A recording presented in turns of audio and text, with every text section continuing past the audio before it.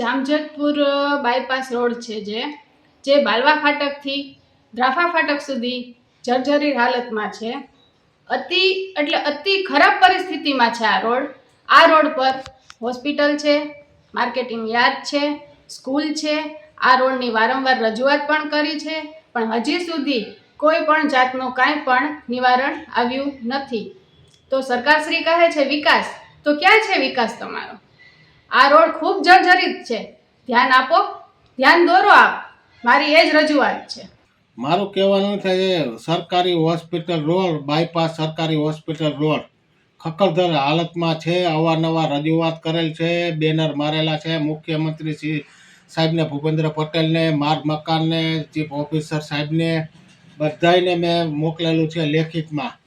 કોઈ ધ્યાન દેતું નથી ને અત્યારે એવી તકલીફ છે એ રોડ ઉપર ભાઈ એસએમસી માર્કેટિંગ યાર્ડ આવેલું છે. એ રોડ ઉપરથી ને જાવ તો સ્કૂલ આવેલી છે.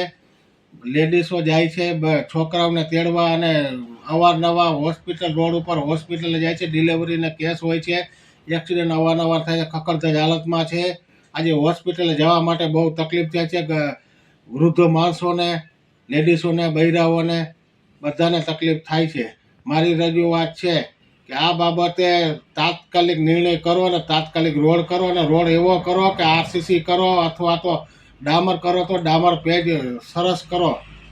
આરસીસી કરો તો આરસીસી સારું કામ રહે. જામજોધપુર શહેરનો યાર્ડની બાજુમાં જે બાલવા ફાટકથી દ્રાફા ફાટક સુધીનો જતો રોડ, આ રોડ જામજોધપુર શહેરનો મુખ્ય બાયપાસ રોડ છે. આ રોડ સરકારી દવાખાના ઉપર જ છે. તેમજ આ રોડ હાલ ખૂબ જ અત્યંત ખખડધજ અને બિસ્માર હાલતમાં છે.